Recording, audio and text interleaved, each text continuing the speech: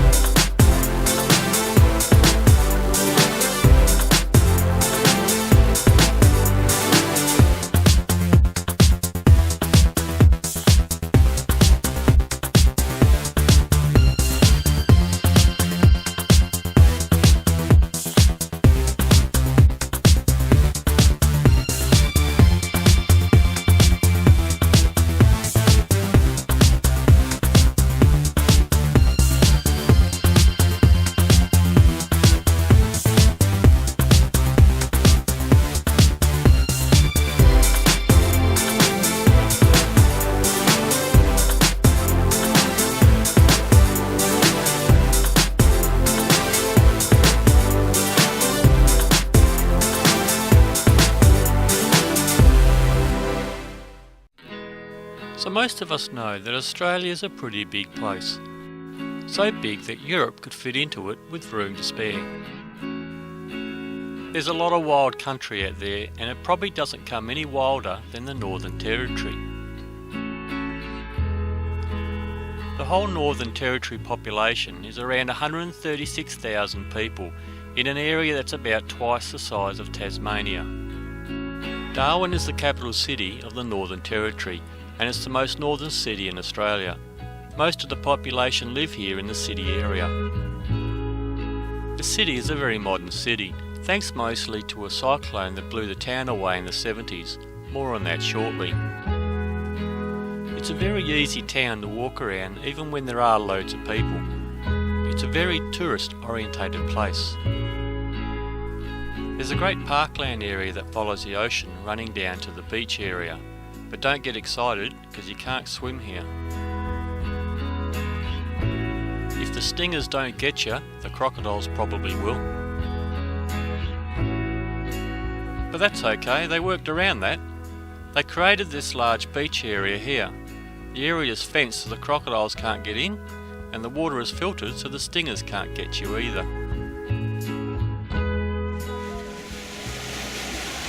And if it's waves that you want, they sorted that out too with the wave pool.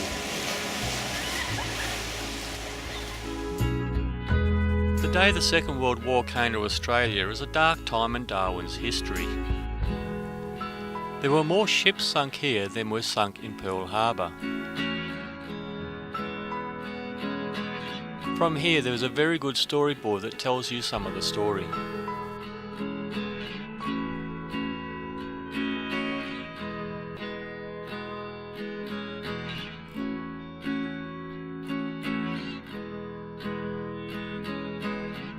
Because of the destruction in the harbour, the new plan was to build these tunnels into the hillside to store the fuel oil for the ships. The war ended before they were ever used. They're now open to the public.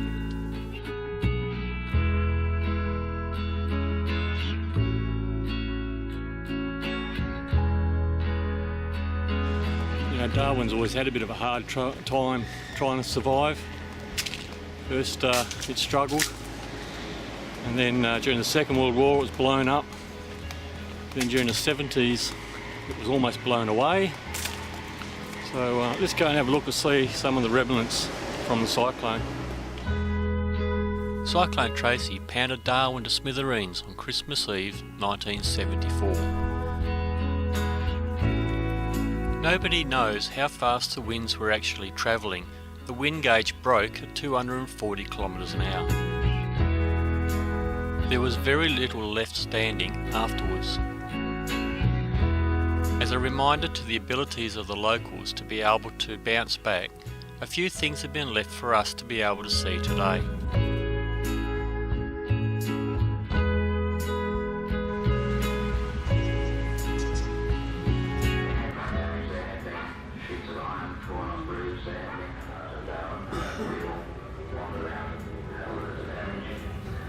There's a very good Tracy display in the Darwin Museum worth looking at, including the Cyclone room. Going in here gives you a really good idea of what it was like to live through the cyclone.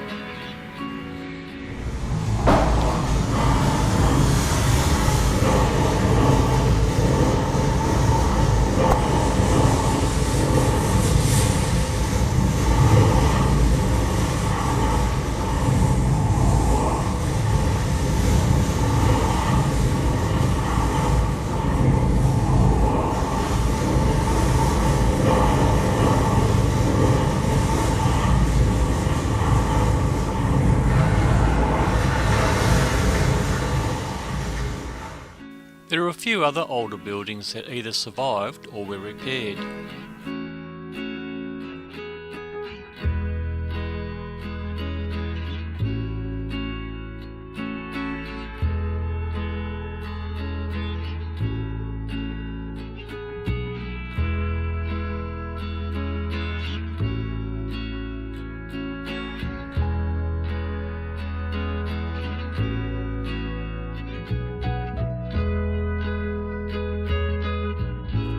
Then there is this.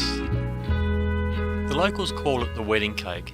It's the Northern Territory Parliament building. The architecture was designed so that no time during the day can the sun shine directly into any windows to help keep the heat out.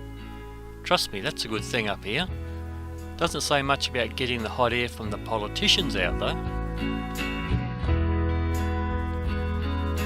If you can get your hands on some transport, a couple of things worth looking at in the suburbs are out around East Point. There's a good view back across the water to the city.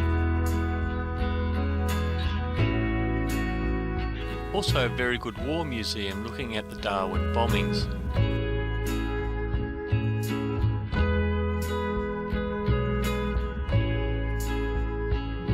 The Botanical Gardens or the old Fanny Bay Gaol may be of interest to you as well. There's heaps more to do up here if you include the day trips out to the parks and the gorges of the area. The best time to come would be in the dry season, so I'd say maybe around April, May through to September. It should be into temperatures around the 28 to 34 degrees and low humidity. Although the build-up season, which is sort of October to December, looks pretty good with all the thunderstorms around. But you really got to love the 40 plus degrees and the 90 to 100% humidity days. If you don't, it will drive you nuts. That's why they call it the silly season.